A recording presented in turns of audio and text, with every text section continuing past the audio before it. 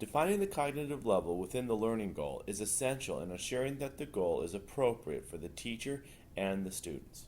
When thinking about appropriate, it means making sure that the learning goal is within the teacher's control to affect change and is worthwhile focus for the student's academic year.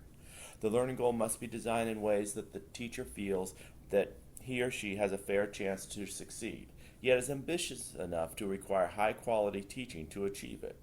At a basic level, a learning goal should describe a cognitive level. To be proficient, a learning goal would identify a cognitive level at the understanding, analyzing, and applying level.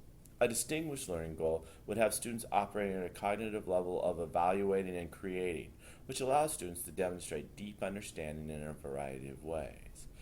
One might sometimes think is, if my students are developmentally delayed or cognitively low, how in the world as a teacher could I be distinguished and have students have goals that are in the evaluating?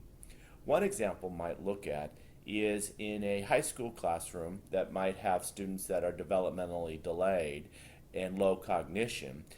They might have learning goals that students could be able to evaluate social circumstances within a school, going from class to class, and making good decisions based on the social circumstances. The students are required to evaluate each one of these circumstances.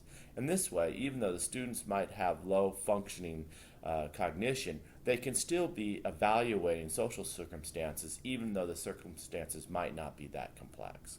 In this way, a teacher who might just be working with students with low cognition can still have a distinguished learning goal for their students.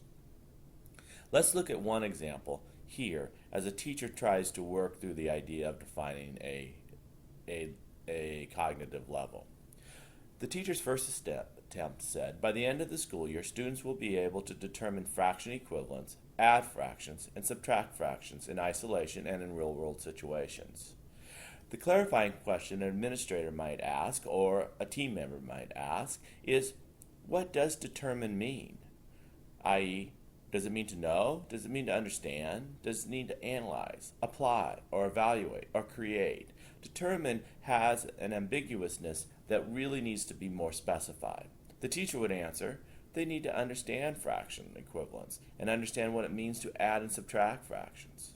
So as the teachers thought about it, the teacher provides a revision to their learning goal. By the end of the school year, students will apply their understanding of fraction equivalence, adding fractions and subtracting fractions by solving problems in isolation and applying their understanding to design mathematical models to inform and solve real-world situations. In this way, the teacher has now defined a cognitive level that an assessment can now be designed for.